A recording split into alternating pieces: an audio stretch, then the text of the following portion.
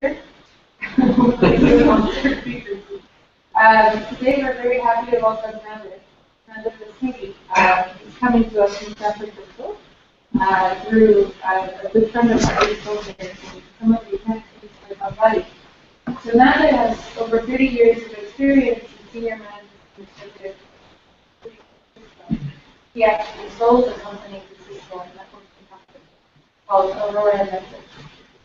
He also is now the current founder and CEO of Self-Optima, which is a company that focuses on holistic healthcare, which I thought really interesting. How many of you know holistic healthcare is sort of like alternative medicine using massage and therapy, therapy. Lifestyle oriented. So very lifestyle oriented and making sure that you're streaming. So this is an interesting sort of conversation that we had yesterday. So Nader has been here now for 2 days. Some of you one-on-one, and with your family. So today he will talk to us on the difference between leadership versus management, which I think a lot of us struggle with, including myself. It's hard to always know when to use each form and how to really motivate the team so that they feel not only fulfilled, but also really work the project goals are. So I'm very excited to see you, Nader. Thank you for coming. Nader, can you say a bit more about yourself? Thank you. Thank you. Thank you so much. I appreciate it. I'm honored and happy to be here. And the last couple of days talking to some of you with great experience. It's very exciting that I'm moving on this path.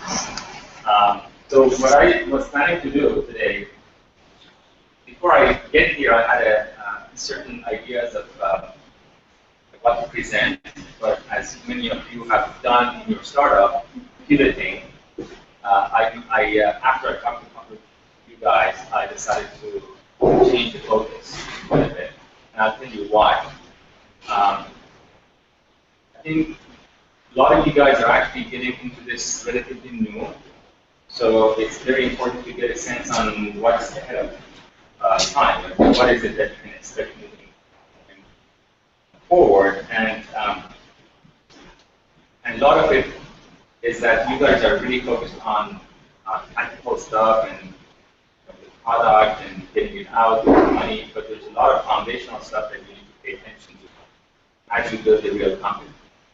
I'm hoping and assuming that you guys are taking this very seriously and expand from a couple of people to many people, so that you actually really turn it a big foundation impact to the region and of course industry.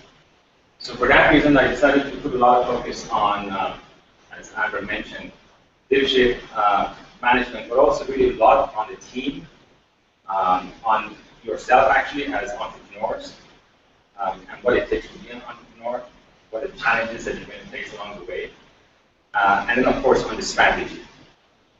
And all of these are really geared toward creating the kind of results that you're expecting. So that's really the model.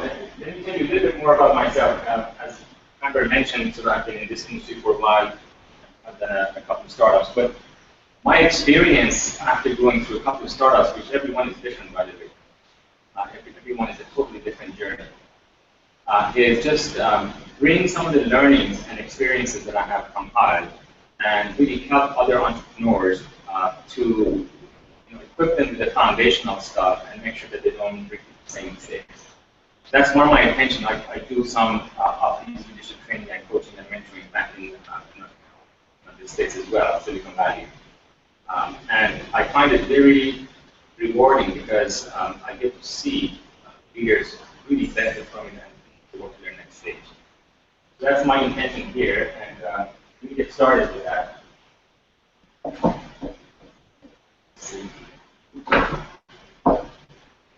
By the way, if you have any questions, just feel free to ask me questions as I go through this.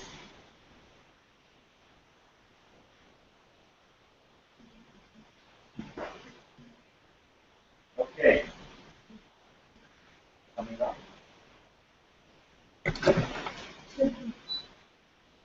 What was on? Who was on?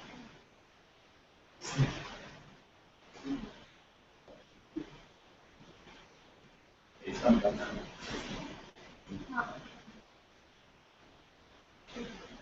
turn off the light. And one more thing I want to mention is I put in a couple of exercises and activities that you don't fall asleep, don't also gain something out of it. So let's see how that goes. I have like three small exercises that essentially help with the messaging. Okay, so first of all, talking to a lot of people, here in US, there's of course doing a startup is not an easy task, right? There's a lot of activities that needs to happen all at the same time. Everything is tied to another. But what do you think are some of the top reasons startups fail? There's many other factors that's not there. But what's your thinking? Any inputs? What are the top reasons? Come on, don't be shy. No, that's the one on the board? No, it could be any of these too. Go ahead. No money. What is that? It's not bringing up money. Money, yeah. No digits. What is that? Real digits. Really? Okay. Then the execution. Execution. Yeah.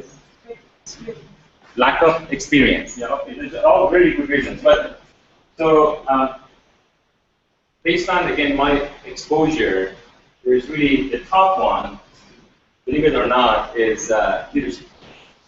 There's a lot of companies that have great ideas, great technology, great products. It just doesn't work. The team is not working together very well. It's either core team having problems and friction and splits and all of that, or they're just not very cohesive. They have not brought the right people. They're not working well together. Team is really a very, very major aspect. And if you notice, when you go to a venture capital to raise money, at least in the US, it's very clear. The first thing they look at is the team, not the product, not the idea. The ideas will change.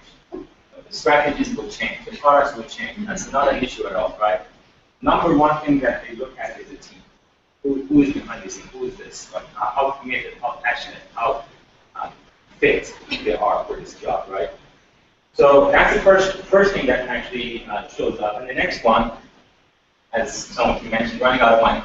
And I actually noticed this here when I talked to you guys. It's a really going after making the startup work and generating results. But as a CEO, one of the most important things you need to do is to secure funding. It's almost like an oxygen for a startup, right? If you run out of that, you cannot hold on to your team members. You cannot bring good talent. You yourself are going to lose sleep. And all of this has happened to me, by the way, in the startups that I did, right? So I know how difficult it is when you get to the point of money. And because of that, you need to be very proactive and plan ahead. Make sure that you don't get in that state. So another thing is, as an entrepreneur, there's so many things going on. You need to wear many hats at the same time, right? Being a visionary, being a salesperson, being a people manager, and as you can see here, there is both the aspect of leadership and aspect of management. And so for that reason, you need to really be good at both. And the whole concept of management versus leadership comes in here, because it's not one better than the other. It's really being able to do both at the same time to succeed. And so what is leadership versus management? Any inputs, any ideas? What are your thoughts? What's the difference between management and leadership? Leadership is the leader taking the role and guiding people on the way, while managing is kind of a micro managing telling them what to do. Excellent. Yeah. So just to build on that,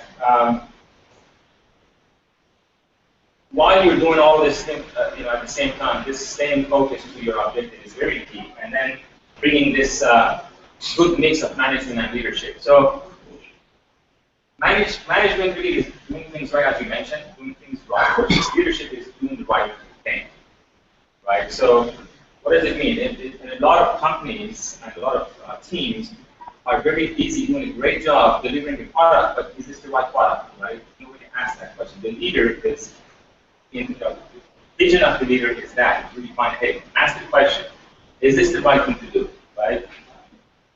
Right, so it's not a matter of just doing things right, or management is very much into building efficiency versus effectiveness in asking questions is the best way to do it, right? It's the most effective way, right? Management is more having really control over things. In some areas, you have to do that. When it comes to finance, you cannot do otherwise. But in some of the other areas where there is creative work and there is strategy, you have to be able to empower your team members. You need to decently let them run with their own course. And of course, management deals with tasks in leadership. Really following the leader. So keep that in mind as I go through the next sort of set of ideas here. One of the things I want to mention is really, I think there's really three main areas to focus on. First is, of course, you. It all starts from you being the entrepreneur and the core leader of the team. And I'm going to spend some time here to make sure that you are treating yourself as the core team. I mean, it needs to start from you. And being able to operate at your best. The next thing is a team. As I mentioned, the criticality of the team is very key, and making sure that the team works well together at the cohesive level and everybody's aligned. And then finally, the business, all the strategy, all the business the direction to take. So these are the three areas that I'm going to be putting a lot of focus in this talk. And again, feel free to ask questions as well. So starting with you. So you really are the seed. Now, a few things I just wanted to mention that I don't know if you have given it thought, but the most important aspect of an entrepreneur and a CEO is the passion factor, actually, the youth factor. And that comes at the first question: are you on your purpose? Are you serving your purpose, right? Joseph Campbell has this phrase called that says, "Follow your bliss," right? So, and it's such a key and such a simple thing to do. Every one of you to ask that question: am I on my path? Am I really following my passion? Am I doing this for money, or is something more than that, right? So you really need to ask that question, because if you don't have that strong connection to your essence, to your reason that you're doing this passion of bliss, it's very easy to give up and get detoured and be distracted. So the first thing, and the most important, is that asking yourself that question: are you on your purpose? And of course, secondly, are you performing at your optimum zone? Again, as we talked about, being an entrepreneur, you have to wear so many hats. You end up having a lot of worry, anxiety, sleepless nights, and it's your job to manage yourself. For example, the first thing that you need to do is to manage yourself, making sure that you're operating at your best. Again, this is out of my experience as well. I went through many days of sleepless nights, and I realized that my effectiveness goes down like crazy. So that is something that you need to be really aware of and be proactive. And really, these are all of these levels. This is very much intertwined. It's all related. It's kind of a holistic path. And you really need to assess yourself in these areas. How am I doing? So we're going to go, one of the exercises, we're going to go over that as well. So, and then at the end, it's just asking the questions. Are you what you can be? Because during this journey, you can actually get to the point of surprising yourself that, oh wow, I didn't even know how to do this, right? So every one of you through this journey are going to surprise yourself and really have that level of confidence that, yes, through experience, through diligence, through hard work, and through effective thinking, I am able to do a lot more than I thought I could, right? And always having that vision in your mind to be what you can. Always having that aim in mind. So, and here I put this little phrase: leadership is an inside job, and I really believe in that. It all starts from you, and it's all internal, right? So you have to have the right level of thoughts and feelings to take it to the next level. So, with that, I'm going to actually do the first exercise, see how it goes. I know for some of you it might be a little bit strange, but this is actually quite important to get this talk going. So, I would like you to kind of buddy up with the person next to you, and if you're single, you gotta find a partner.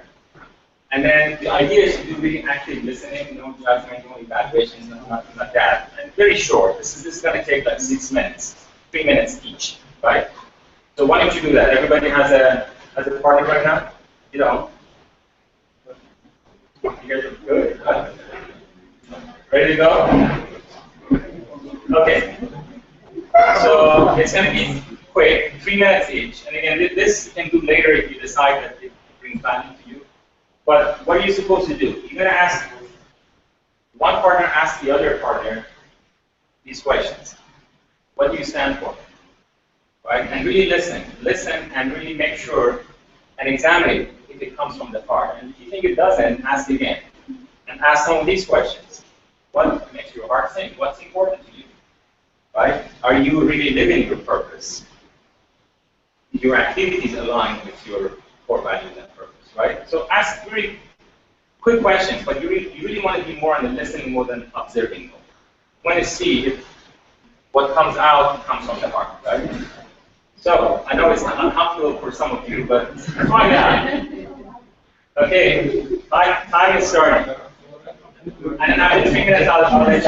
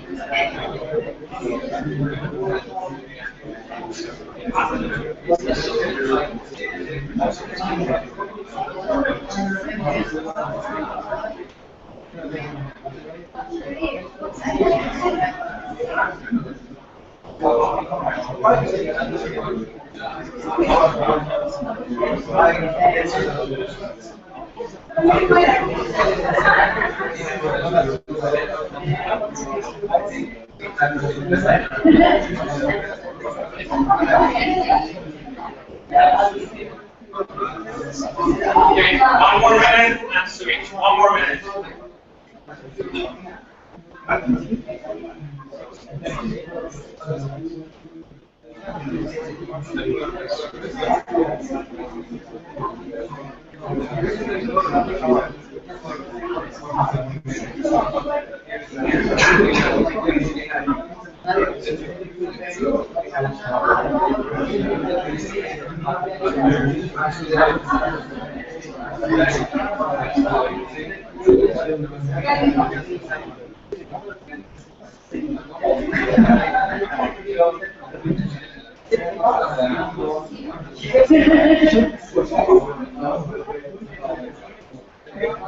Okay, let's close that and switch to the other partner.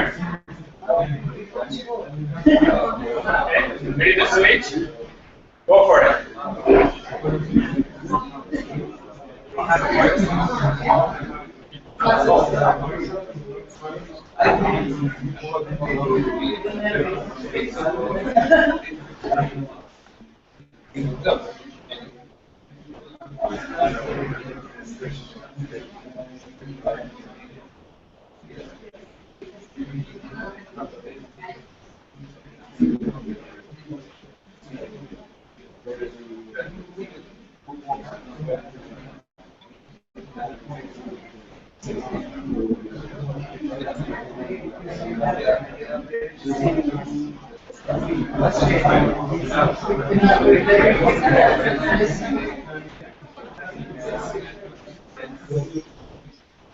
Okay,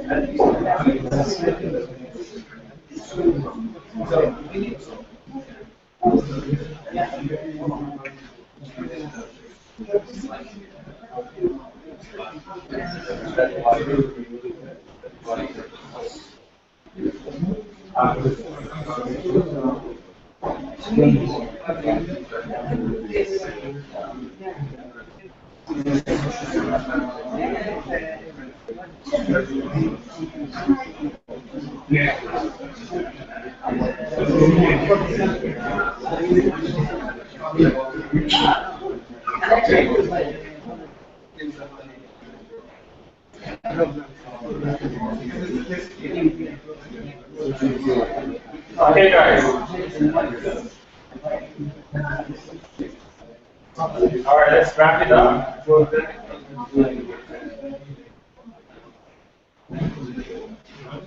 Okay. So, how was this experiment for you or experience? I could serious. Was good? Anybody else? You're not used to vocalizing. Of course. I know, in my case, at least when I went through the experience, it was kind of uncomfortable. Yes, and I noticed some of you are in that mode.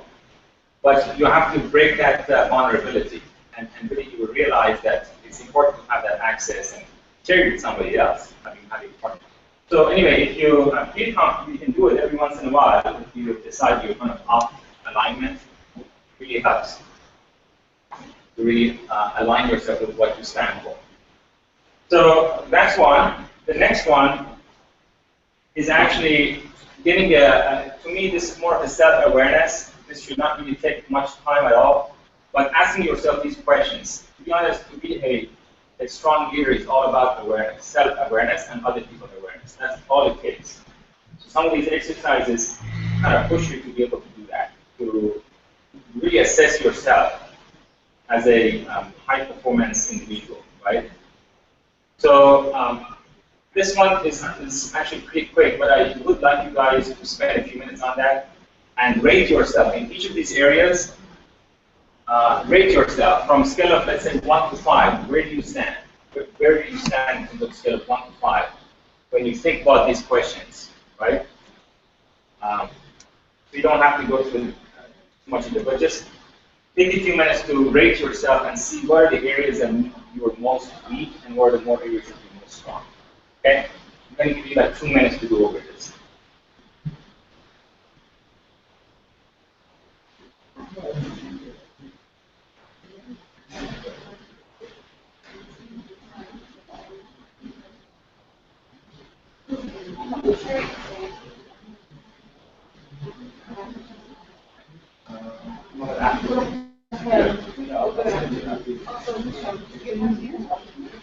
Okay. Yeah, so you have the, hi guys. You have the cousins. Okay, sure. And one more. Closer here. Yeah, so if you can stand on the left, it'll be easier for you. Thank you.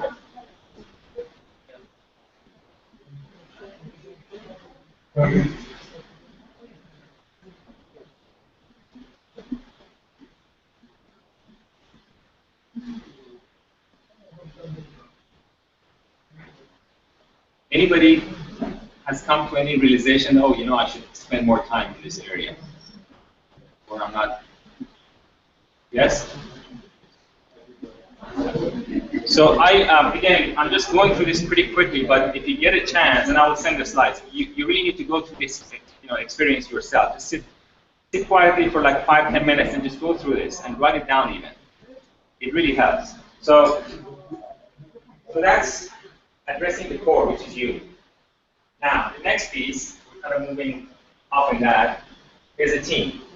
So there's a lot of things in the team area which is extremely important. The whole idea, at the end of the day, is to generate results, right?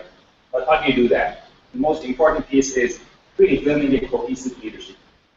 And I know some of you are at the early phase of putting together your leadership team, and that's why this topic is going to be very important for you, right? As you grow your team, and as you bring all of these aspects at the start, right? You need to put all of these in mind, and even if you don't necessarily get to do a lot of these today. I'm sure you will very soon with the passage you're going. So the reason it's a pyramid or a triangle is that it actually builds on each other. At the lower level, which is really the foundation, is to build trust amongst the team members. And the trust that I'm talking about is really based on vulnerability-based trust. You know, like some of these experiences that you went through, so you felt a bit vulnerable, but that's healthy, that's good. That's how you build trust with others. So having that level of openness and honesty that the team member can tell the other team member that, you know, I made a mistake, or I need your help, or I can't do this, right? So just having really openness that you kind of let go of your fears, of your insecurities, of your pride, you let go of all of that, and you build that trust for the betterment of the overall team. Okay, so that's really the kind of trust that I'm talking about, and it's extremely key. Now, my little comparison of companies here and you guys compared to the US, I can say that the trust is much more difficult to build in the companies of the US versus you guys. I already sense that you guys are a lot more, I guess, open and comfortable with each other. Versus a lot of companies in the US, they're more guarded. They have more kind of shields. They have a mask. They want to preserve their strength and their pride and all of that. So it becomes really hard. There's a lot more ego there. So that's a positive in my mind. But again, this is human nature. Everybody is the same kind of challenge. But so keep that in mind. The most important aspect of building a very cohesive team is trust. And again, it's a vulnerability trust. Without being open and vulnerable, you cannot build trust. That's the first thing. The next thing is mastering conflict. Now, this, I think, is something that is very important for you guys. It's just the opposite of the US companies. Here, I think you have a lot more difficulty opening up the conflicts versus some of the other companies, right? Just because of cultural, I think. But what I mean by that is that when there is disagreements, people like yourself, or even myself, I actually come from Iran originally, so I have to really work on myself pretty hard on this. We have a tendency to just avoid it and sort of shy away from it, and not make the other person really angry or upset, right? So the whole idea here is, first of all, you will not be able to master conflict unless you have built a trusting team. That's why this is built on each other. You got to go step and then step two. Go ahead. I just want to make a comment for our country. I know a group of friends stuff. Yeah. And one of the main reasons is that they couldn't resolve their conflict. Yeah. Although usually, the big group of friends Right. Absolutely. The really important is to be aware. There has to be a way to all contact. Yeah. It's probably the Right. That's a very good point. And I mentioned these kind of issues are the top indicator of a failure for a startup. It's very important. It happens. So how do you do that? How do you master conflict? I mean, again, the first thing is, again, make sure that you have built a trusting team. All starts from a leader. But then, from a conflict perspective, you got to feel comfortable with it. You got to make sure that you are not going into this artificial harmony mode and withhold your opinion or opposition even. It's okay to speak up. It's okay to be passionate. It's okay to get angry even sometimes, as long as you don't take it personally. And as a leader, for example, let's say you're in a meeting with a bunch of people and kind of sense that people are not speaking their ideas or their opinions, right? As a leader, you need to stop and say, what do you think? What do you think? Make sure that the environment is open. It has a safety aspect, right? And now the other aspect, the other sort of position of this is that, let's say you're in a meeting and people are getting angry and frustrated and expressing their opinions, and again, as a leader, you stop. I say, you know what? This is very healthy. Don't worry about this. This is very healthy. Just make sure you don't take it personally. It's okay to have conflict. This is healthy, right? So, as a leader, you can play a very important role to go on this direction. Understand that makes sense? This is extremely important here, mastering conflict. Now, again, going to the next level, achieving commitment. Again, commitment cannot be built unless you guys have mastered conflict. Why is that? Because if people haven't voiced out their opinion and voiced out how they really feel about certain subject or certain decision, there will be no commitment.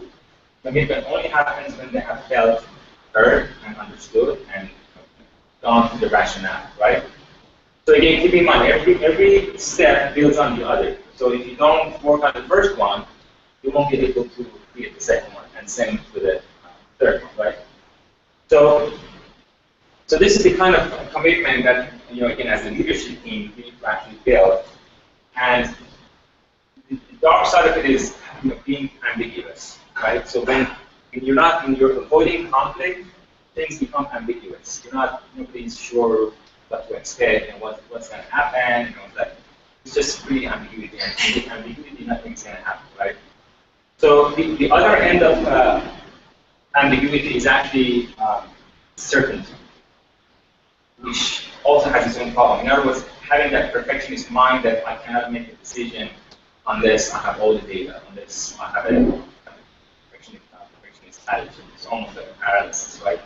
So again, it's not certainty that we're looking for, it's clarity that we're looking for, right? And it's okay to change directions, but it has to be clear. It has to be, the stance needs to be very clear. So that's the commitment. And then after that, once you have the commitment, everybody's clear, and then accountability comes in. And accountability is another thing that it has to happen across all of the team members. It's not just, employer and employee. So the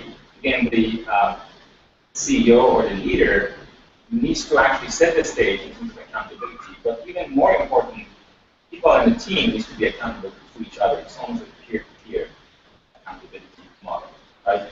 So that's, again, extremely important there, because if there's no accountability, of course, low standards, and therefore there's no results. Again, results will not happen, right? And when we talk about the results, we're talking about the whole company at once.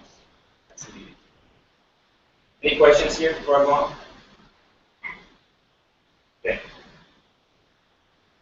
So just a little bit more on these items that we talked about. Like when we talk about conflict, there is a happy medium that's really fast. On one side, it is this artificial harmony, which is the result of avoidance, right? On the other side, it's personal attack, which is really the storming, being really emotional, right?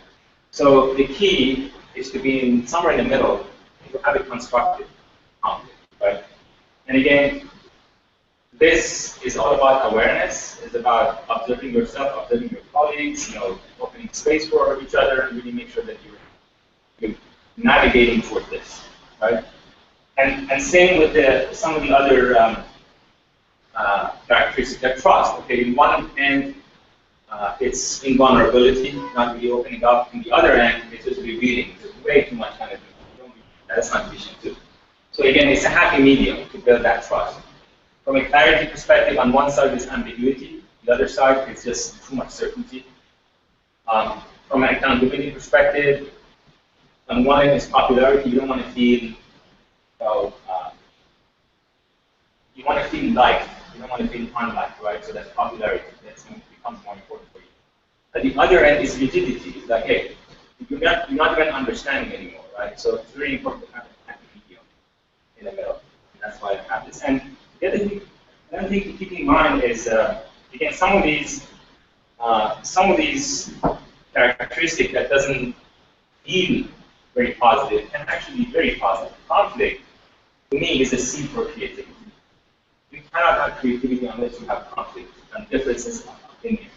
That's where the creativity comes in, right? So you have to be open to it. You have to invite it. You have to allow this to take shape and take it to the next level, which is creativity. And it transforms into creativity, right?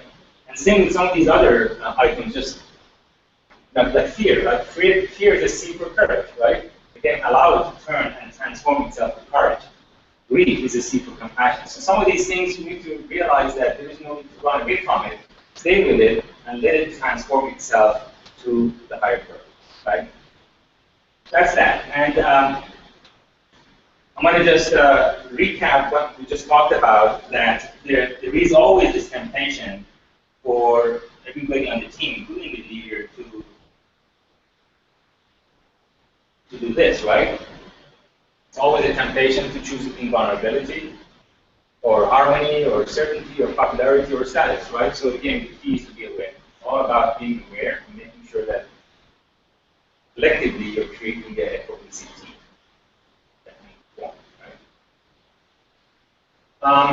Okay, so I'm going to go to the next stage, which is strategy. Before I do that, any questions? Good? Okay, so next.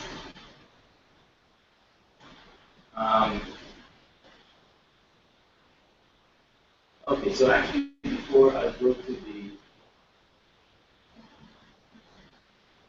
this will be nice. Let's go through this, exercise, because I think that would also gain. Now, for this exercise, you need to actually be able to work together. In other words, you have been working together. It would be best to have like being on the same company or same project, right? So that you can give each other something back.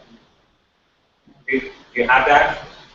Okay, so it would be great if you find a partner that actually you guys are working together in some fashion. Okay, let's do that. So.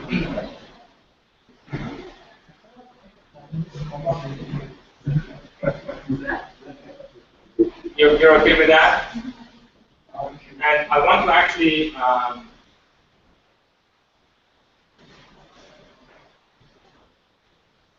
if you want to have a pen and pencils, that might be actually easier for you. Another.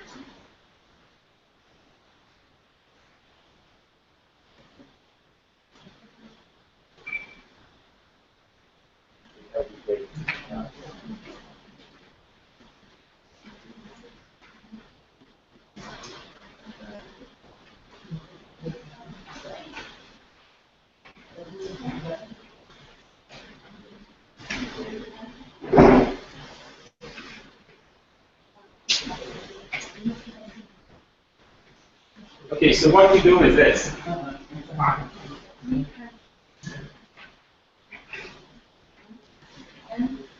So all the stuff we talked about team and team cohesiveness, a lot of it is behavioral based, right? So what you need to do is to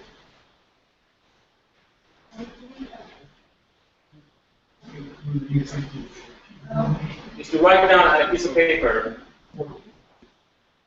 Think about your partner and think about what is this person's most important behavioral quality that contributes to the strength of the team. Okay, so that's one thing. 2, 1. What is the most important? And on a challenge side, what is the most important behavioral quality that detracts from the strength of the team? Okay. So write that. Sorry. Oh, yeah. First, write it down on a piece of paper. Think about it. Write it down on a piece of paper. About the other person. Right, about your partner before you share.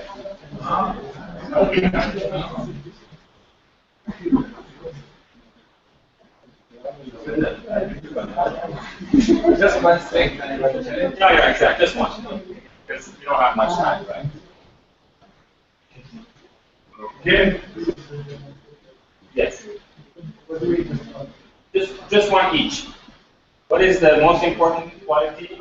One each, yeah, one each. One challenge, one strength, yeah. Just write it down first, so that you're clear.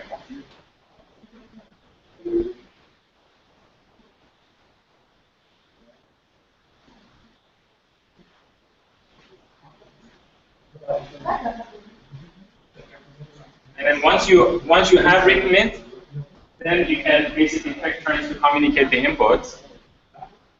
And as you communicate, definitely share your surprises or clarifications.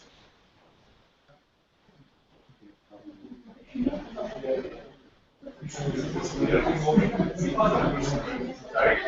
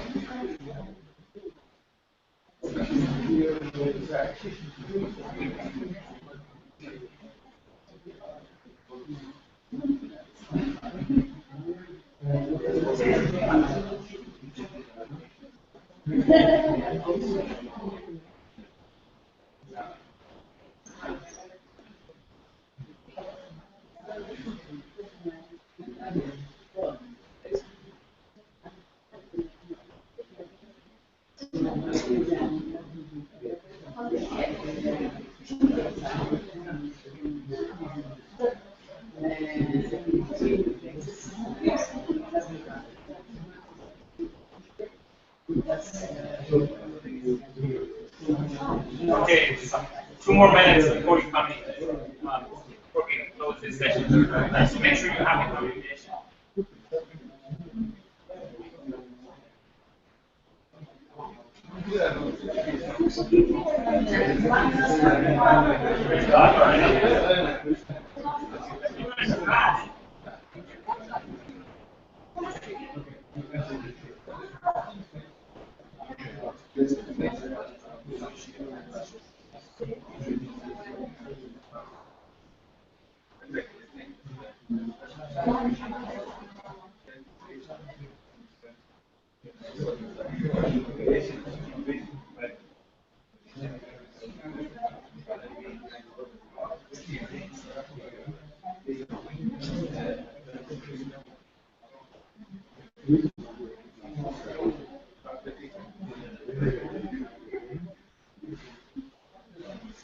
Okay, we're 10 more seconds and we'll be finished.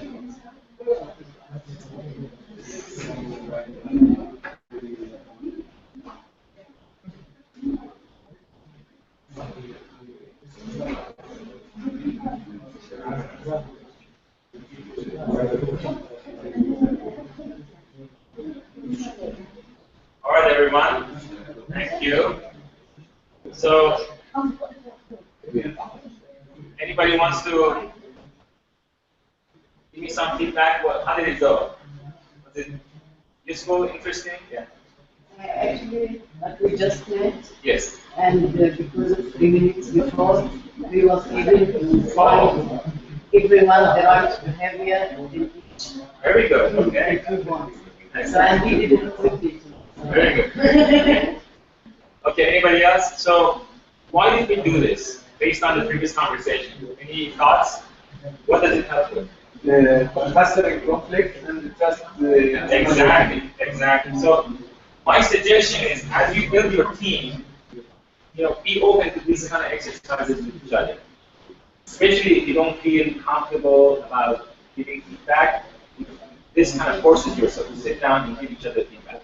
It's a two-way street. It's not just the boss giving feedback. It's both sides. That again, vulnerability, that openness, sense of trust, asking honestly. I think like one of the biggest problems that me personally I face is how to actually start the conversation when you give that feedback. Once you actually sit down and actually start talk, it becomes a little bit easier to give and take. But normally if we say, hey, let's talk, people automatically think it's negative. And that's why you got to do both sides, right? So my suggestion is that if you put it as part of the process, like we're going to talk very soon about the whole culture and process and all that. This becomes a cultural thing, right? You say, okay, every month or so, you have a set time to sit down and do this exercise. It's just part of the culture, right? And it's very powerful because in a startup, and I've been there many times, things are so hectic and you don't have time to do this. It's like, give me a break, it's too much. It's like touchy feeling, I don't want to do this, right? Very easy. But the problem is that if you don't do this, it's going to come out from some other area. So you almost have to force yourself to do this, even if you're very, very busy. Because I've seen these conflicts, these breakdown of the team members happens when there is a lot of break. So, yeah. I feel sometimes when we are talking with other staff, Yeah. they take it personally. So Yeah, that's yeah. like, so sometimes, we delay with the advices. So what can we do? Again, you gotta voice it out. Before you do this kind of exercise, you gotta just set the stage saying that, you know what, again, conflict is good, differences of opinion is good, but let's not take it personally. This has nothing to do with personal and active. We're trying to build a cohesive team. So talk about the intention. And that by itself unguards people. Because everybody will know that your intention is right. I think a very important thing that usually have a discussion with these conversations as a result of the conflict. Is it what? As a result of the conflict. Result of conflict. So I think we need to take such discussion out of the context of conflict. Absolutely. That's why we suggested it has to be a set time. Yeah, So exactly. Is that okay? This is what, just like any other meeting, you just go and do this. Without any. You see that take it to the context of the conflict. Yeah. That's That's right. You're biased. That's totally Yeah. objectively fact. Very great.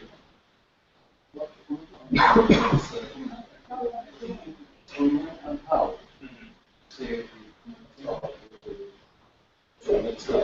Right. And also, a lot of it has to do with you not taking it personally too. So then, it kind of becomes obvious for others. Is it both sides? So, other members or other staff should, for example, be open with the higher management level? Or Absolutely. So typically, what I like to do is, let's say you have a team of, 8 people, right? You go through this exercise, and everybody writes about every other person. So basically 7. So me, I write about 7 people, and then I start doing this exercise one by one. It takes time. It takes about an hour or so, but it's going to be very helpful. And see, the other thing about this is, as you know, without feedback, people cannot improve themselves. People typically have their own image of themselves, and if they don't know what other people think of them, it's very difficult to change, right?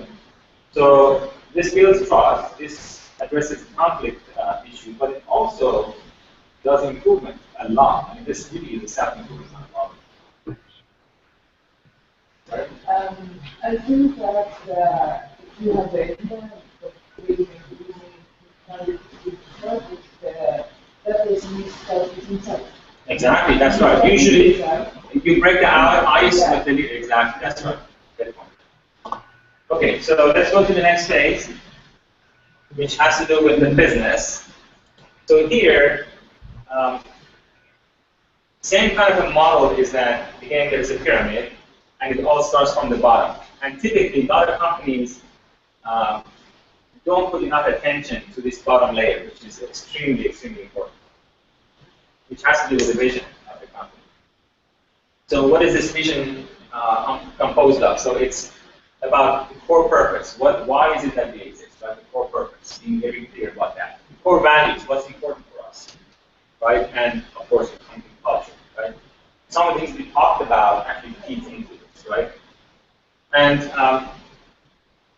when it comes to these core purpose and core values, there are techniques and there are ways of actually going at it and clarifying it. And it really has to do with just answering basic questions. We're going to talk a little bit about that. But it's extremely important because going back to this organizational clarity, without having this foundation, you can go anywhere, right? You can just be a little bit defocused and distracted. So it's the key to really build that foundation and answer those questions.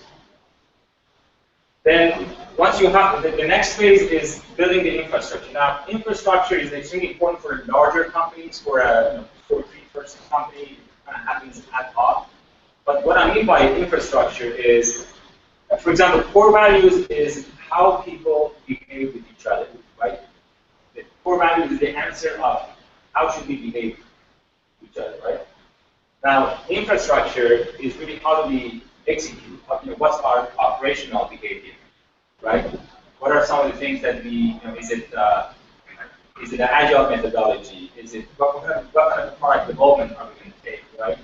So the methodologies and processes are practice. The one after that is a strategy. So all of this, a lot of the stuff that you talked about is very strategy oriented. And strategy covers all these aspects from customer acquisition to revenue model, business model, product roadmap, all of that is part of that strategy. And then of course, at the end of it, when you go through this, you generate the results, which is again, the whole discussion here is all about how do you generate the desired result effectively, right? So that's really the model here that it's really key to take again and make sure that you start from the bottom and build it up. Now I want to say a little bit more about this whole vision thing. And this particular idea is from Jim Collins from this book, Built to Last, which it's like a few years back, but it's actually very interesting. Saying that the core values, core purpose, and vision is something that it doesn't really change in a company. Very rarely that changes. It's really the foundation, right? So you need to, once you go through that exercise, you want to really stick to it. You want to keep it as really the foundation of the company. But then the other side of it, so this side of it doesn't change, and this side of it changes. It's actually the whole reason for change is to stimulate progress. So that means you keep adding goals or putting really clear goals. The strategies change, the operating principle and practices change, so even the infrastructure. So if you look at it this way, the way it works is from here to the top, very little change here. And then as you go up, the changes becomes more and more, right? Of course, results has to change, has to, right? So that's really how it works. Now, getting to this organizational clarity is answering 6 questions. Again, some of these could be very systematic. In other words, you can actually pull your team members and go over this exercise. First one, as we talked about core purpose, why is it? Why do we exist? Right? And this core purpose needs to be inspiring. It needs to be idealistic. It has to be inspiring. That's where the drive comes in, the passion comes in, right? So when you ask yourself, why do we exist?